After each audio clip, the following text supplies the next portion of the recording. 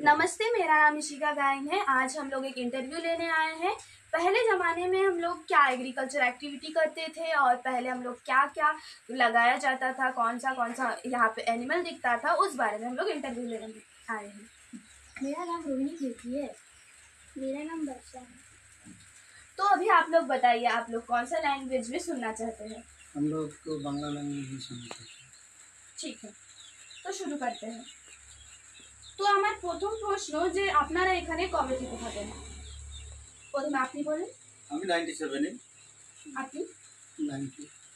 আপনি? আমার জন্ম এখানে। ও, তো আপনাদের তো আপনি জন্ম কোথায় নিয়েছেন, এখানেই কি? না, কলকাতা। কলকাতা। আপনিও? কলকাতা। আপনিও কলকাতা। তো আপনারা কাজ কি করেন? আমরা চাষাবাদ করি। তো আপনাদের কি চাষবাসে সেরকম ইনকাম হয়? হ্যাঁ, ইনকাম বলতে চাষবাসের উপরেই তো চলছে কোনো রকমের। আচ্ছা, তো নিজেদের একবার নাম বলে দিন। আমার নাম শিশির সাহা। আমার নাম বাবলু মণ্ডল। তো আপনাদের কাছে আমার একটা প্রশ্ন আছে যে আগে তো এখানে শুনেছি ধানও লাগানো হতো, তো হঠাৎ করে সেই এগ্রিকালচার অ্যাক্টিভিটিগুলো কেন বন্ধ হয়ে গেছে? ধান সম্বন্ধে আমরা কিছু বলতে পারবো না, আমাদের সবজি এইসব ধানের ব্যাপারে। ধান বন্ধ হয়ে গেছে বলতে ধানে তো সেরকম লাভ নেই। সুপারি, তারপরে সুপারি নারকেল চাষ শুরু হলো। সুপারি নারকেলে আমরা ভালোই লাভ করতে পারছি, ভালোভাবে চলছে। ধানে সেইভাবে পয়সা আমরা পাই না, এই জন্য ধান চাষ বন্ধ করে দিয়েছি। এবং তা বাদেও বর্ষা আগের থেকে অনেক কমে গেছে, এই জন্য ধান চাষও ঠিকঠাকভাবে করা যায় না। এই জন্য আমরা সুপারিতে ভালো পয়সা পাচ্ছি বলে সুপারি চাষ করি। খাদ পাতাও পাওয়া যায় না। তো আমার নেক্সট প্রশ্ন হচ্ছে যে ধান চাষ করে আপনারা লাভ করতেন না, কিন্তু এক জায়গা কত এরিয়ার ভিতর থেকে কত বস্তা ধান আসতো আপনারা কি বলতে পারবেন? হ্যাঁ, তো বিঘা প্রতি, একর প্রতি কমসে কম 10-12 বস্তা করে ধান আসতো এক এক বিঘে। তো 3 বিঘে 30-40 বস্তা, 30 বিঘে ধান আসতো। তো আপনাদের কি মনে হয় যে সুপারি গাছে বেশি লাভ হচ্ছে আপনাদের? হ্যাঁ, সুপারি গাছে তো লাভ হচ্ছেই, তাছাড়া অনেক খাটনি কম সব, এবং পয়সা অনেক কম খরচ আছে সুপারি বাগানে। অনেক কম খরচের মধ্যে বেশি লাভ করার জন্য আমাদের সুপারি ঠিক আছে। আমরা ধান চাষেও ফিরে যেতে চাই না, সুপারি চাষ নারকেল ঠিকই আছে। আর আমি শুনেছি যে এখানে আগে নাকি অনেক অ্যানিমালস মানে অনেক পশু দেখা যেত, তো সেগুলো এখন হঠাৎ করে দেখা যাচ্ছে না, তার কোনো কারণ? তার কারণ সুপারি নারকেল চাষ হওয়ার জন্য এখানে সব জমি তো অ্যাকচুয়ালি সুপারি নারকেলে বন্ধ হয়ে গেছে, এবং সেই জমি সব যে যার ঘিরে ফেলেছে, ঘিরে তার মধ্যে ঘাস জন্মাতে দেয় না। এবং ঘাস যখনই জন্মাতে না দেওয়া হচ্ছে তখন পশুপালন করা তো সম্ভব না, এই জন্য আস্তে আস্তে পশুপালন করা সবাই বন্ধ করে দিয়েছে। আপনাদের কি মনে হয় যে সবজির জন্য অন্য কিছু ট্রাই করা উচিত আমাদের, মানে অন্য কোনো ওষুধ যেটা থেকে কোনো পোকা আপনাদের ফসল খারাপ করতে পারবে না? হ্যাঁ, অ্যাকচুয়ালি সবজির জন্য তো যত রাসায়নিক পেস্টিসাইড আছে সেসব ইউজ করলে তো অনেক দাম। তাছাড়া এগ্রিকালচার তো সেই ধরনের ব্যবস্থা করে না, খাদ্য ব্যবস্থা করে না। যদি অর্গানিক সেরকম কোনো ব্যবস্থা থাকে তাহলে এগ্রিকালচার যদি দেয়, সাহায্য করে সমস্ত চাষি, তাহলে সুবিধা হয়। এই তাছাড়া আপনারা এরকম কোনো গাছের নাম বলতে পারবেন যেটা আগে অনেক দেখা যেত আর এখন একদম বন্ধ হয়ে গেছে? হ্যাঁ, যেমন সেরকম সবজি আছে, যেমন এখন বিলুপ্ত প্রায় বুনিয়া কচু, যেটা গরুর জন্য নষ্ট হয়ে গেছে, এখান থেকে বিলুপ্ত প্রায় হয়ে গেছে। এবং কাঁকরোল বলে যে সবজিটা ছিল সেটাই প্রায় বিলুপ্তর পথে। এবং কুন্দরু বলে যে সবজিটা সেটাও বিলুপ্তির পথে করে, সেসব নেই বললেই চলে। তো আপনাদের এগ্রিকালচার ডিপার্টমেন্টের থেকে কোনো ডিমান্ড আছে? ডিমান্ড বলতে আমাদের একটাই ডিমান্ড, সেটা হচ্ছে আগে যেমন খাদ দেওয়া হতো সেই খাদটা পুনরায় যদি আবার দেওয়া শুরু করে, বা সেটা না দিতে পারলেও কমসে কম সবার সুবিধার্থে, চাষিদের সুবিধার্থে যদি অর্গানিক সার অ্যাভেলেবেল ব্যবস্থা করে, তার জন্য আমরা অনেক উপকৃত হব। তো আপনাদের কাছে আমার নেক্সট প্রশ্ন হচ্ছে এটা যে আগে সবজি করার ধরনটা একটু আলাদা ছিল, এখন অনেকটা চেঞ্জ হয়ে গেছে, অনেকটা বদলাव চলে এসেছে। যেরকম এখন অনেক মেশিন ইউজ করা হয় ওষুধ মারার জন্য, আগে তো এসব ছিল না।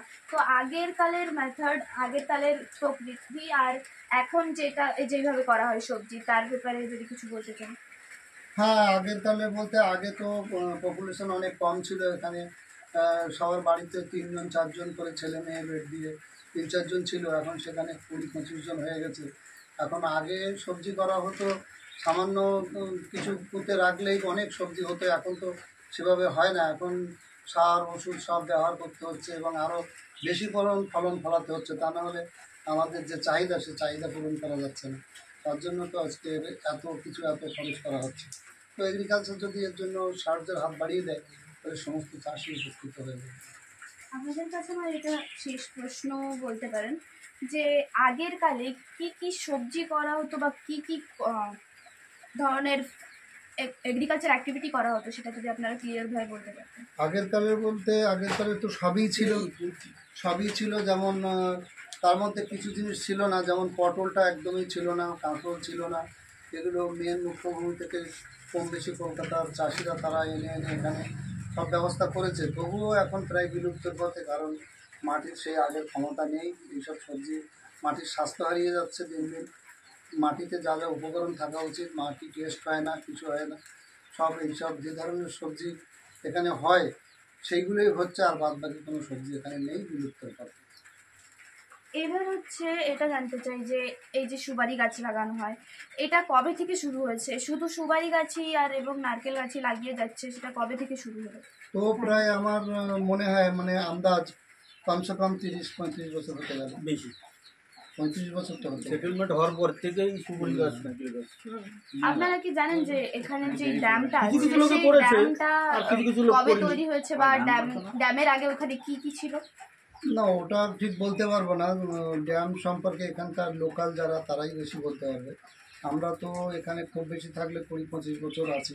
20-25 বছর আগে ড্যামটা কী অবস্থায় ছিল, ভৌগোলিক পরিস্থিতি দেখলে মনে হয় অনেক নালা ছিল, অনেক বড় নালা ছিল, সেটা বেঁধে ড্যামে জলকে বাঁধা হয়েছে। লোকালরা বেশি ভালো করে বলতে পারবে। এই জিনিসটা আপনি বলুন। নালা ছিল একটা, কিন্তু অত বড় নালা না। আর ড্যাম তো বানাইছে তো রিস্ক হয়ে গেছে বলে অত জল দাঁড়ায় না। তো এই ড্যামের জন্য অনেক পশু পাখিদের অসুবিধাও হয়েছে, সেটার ব্যাপারে যদি কিছু বলতে চান। যে অনেক গাছও কাটা গেছে সেখানে, এবং ওইখানে যত অ্যানিমালস বা পশু পাখি ছিল যত পশু পাখি ছিল না, তাদের অনেক অসুবিধা হয়েছে, যার জন্য আমাদের এখানে লোকালদেরও অনেক অসুবিধা হয়েছে। তার ব্যাপারে হ্যাঁ, লোকালদের অসুবিধা বলতে ড্যাম অসুবিধা কিছুই না, ড্যাম হয় ভালো হয়েছে। কারণ ড্যামটা যখন তৈরি হয়েছে তখন তো ড্যামে জল বাঁধা ছিল। ড্যামের জল যতদিন না ড্যামে জল থাকতো, সারা গ্রামের জলস্তর, কুয়োর জলস্তর অনেক ওপরে থাকতো এবং পশু পাখিরও সুবিধা হতো, মানুষেরও সুবিধা হতো। কিন্তু ড্যামটা অলরেডি এখন খারাপ হয়ে গেছে, ড্যামে জল থাকে না। জল না থাকার জন্য পশু পাখির তো অসুবিধা, কারণ অনেক গরুও মারা যায় ওই একদম নিচে জল চলে যাওয়ার জন্য। গরু ওখানে কাদার মধ্যে ফেঁসে গিয়েও গরু মারা যায় গরমের দিনে। এখন আমাদের ডিমান্ড বলতে, গরু যদি ড্যামটা আবার রিপেয়ার করে তাহলে সারা গ্রামের মানুষ অনেক উপকৃত হবে, এটাই আমাদেরই কাম্য। মানে ড্যাম থেকে তোমাদের কোনো লাভ হয়নি সেটা বলতে চাচ্ছি? ড্যাম থেকে লাভ হয়নি বলতে এখানে তো মিষ্টি জলের মাছ বলতে নেই, মিঠা পানির মাছ এখানে নেই। ওই ড্যামটা আছে বলে এটা মিঠা পানির মাছের একটা উৎস। অনেক মৎস্যজীবীরা ওখান থেকে জীবিকা নির্বাহ করে, কিন্তু ড্যামের জল না থাকার জন্য সেটা সেইভাবে কেউ লাভবান হচ্ছে না, মাছও হচ্ছে না। আমাদের মিষ্টি জলের মাছের জন্য আমাদের সেই কলকাতার দিকে তাকিয়ে থাকা লাগে, ওখান থেকে মাছ আসে তবে এরা দেখতে পাই, আমরা দেখতে পাই। তো আপনারা কি এর জন্য কিছু বলতে চান যে এই ড্যামটাকে রিপেয়ার করা উচিত? বা অবশ্যই ড্যাম তো রিপেয়ার করা তো লাগবেই, কারণ ড্যাম হচ্ছে এখানকার মানুষের স্বাস্থ্য থেকে শুরু করে সব কিছুর পরিকাঠামো। মিষ্টি জলের আধার বলতে এখানে ড্যাম, সেই ড্যামই তো জল যদি না থাকে তাহলে মিষ্টি জলের আধার বলতে কিন্তু কিছুই থাকে না, জল সংরক্ষণ বলে তো কিছুই নেই এখানে। ধন্যবাদ। তো এর সাথেই আমরা আজকে আমাদের ইন্টারভিউটা শেষ করছি। তো নেক্সট ইন্টারভিউতে দেখা হচ্ছে।